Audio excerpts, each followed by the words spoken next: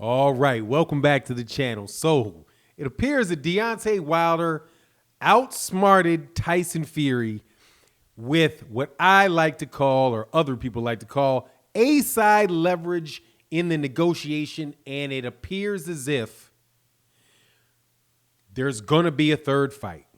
At least it looks like that, despite the fact that there is officially a gag order on both parties. Let's talk about that in this video.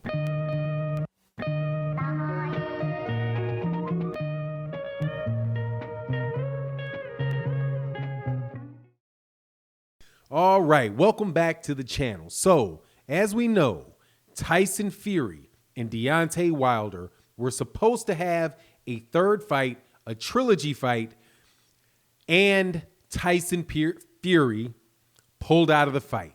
He pulled out of the fight for whatever reason that he gave. Deontay Wilder had something in his contract that allowed Deontay Wilder to potentially save this fight and save himself somewhere around $30 million and the opportunity to win his championship. Now, what would that be? That would be something called a dispute resolution clause, or an alternative dispute resolution process. And it is something that Deontay Wilder asked for in his contract that Tyson Fury gave him. And according to the sources that I have, that was something that Deontay Wilder asked for specifically, or his team asked for specifically, and not something that Tyson Fury's team would have wanted to do. Now, what does that mean, and why would you say, Fanon, that means most likely that this fight is going to happen? Now, despite all of the talking going on by Eddie Hearn, by Bob Arum, by Anthony Joshua, and anybody else over there in the UK that keeps talking about Tyson Fury and Anthony Joshua fighting, as if that somehow the love of Tyson Fury and Anthony Joshua and British Empire and the fighting in the UK somehow absolves Tyson Fury of a responsibility that he had to Deontay Wilder. Now, why is the alternative dispute resolution process so central to this? Because it is the person that is going to make the decision.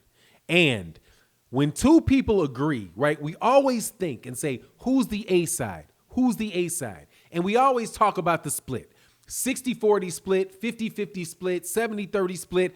I got 50-50. I'm the A side, right? But there are many clauses, many portions of an agreement, many agreements within the agreement.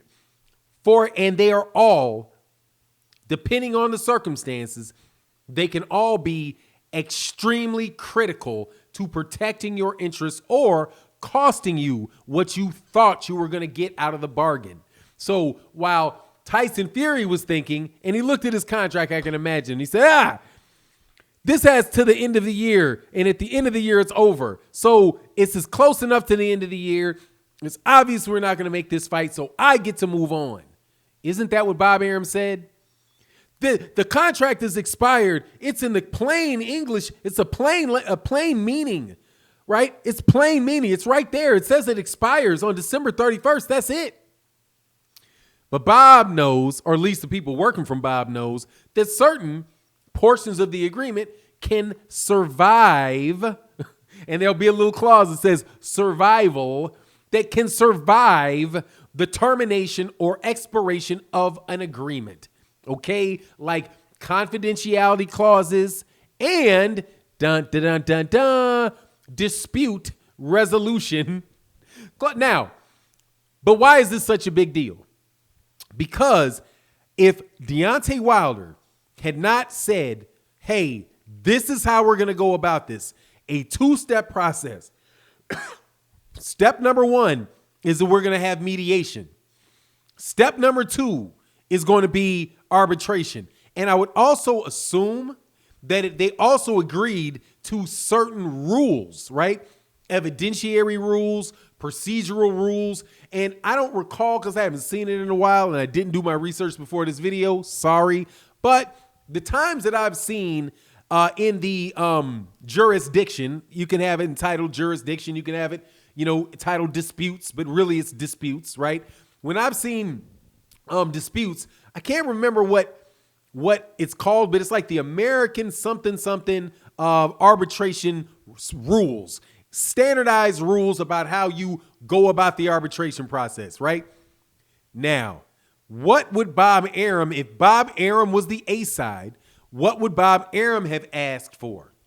He wouldn't have gone there. He would have gone to the New York State Athletic Commission, a kangaroo court, or Nevada State Athletic Commission, excuse me, because the fight was in Nevada. No need for this arbitration. Let's just go to the Nevada State Athletic Commission and have them decide. They'll be the arbiter of our disagreement, because there is good reason to go to an arbitrator and not go to court, right?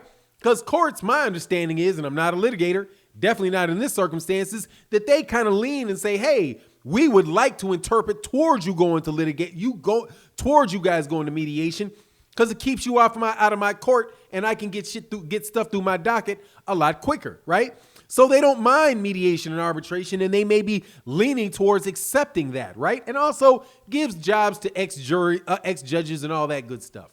But at the end of the day, if Bob Arum could have this whole thing decided by the California State Athletic Commission or the Nevada State Athletic Commission, they would look at the piece of paper and say, what do you want, Bob? You want the fight or not? No, we don't want that fight. Well, all right. Seems like in the best interest of boxing that this fight's got to end. Thank you. You've been heard. Similar to the way that they investigated the Deontay Wilder gloves and all of that stuff, right? It's funny. But so in short, everybody's acting as if Deontay Wilder is this stupid businessman and wow, how could you have let this contract expire?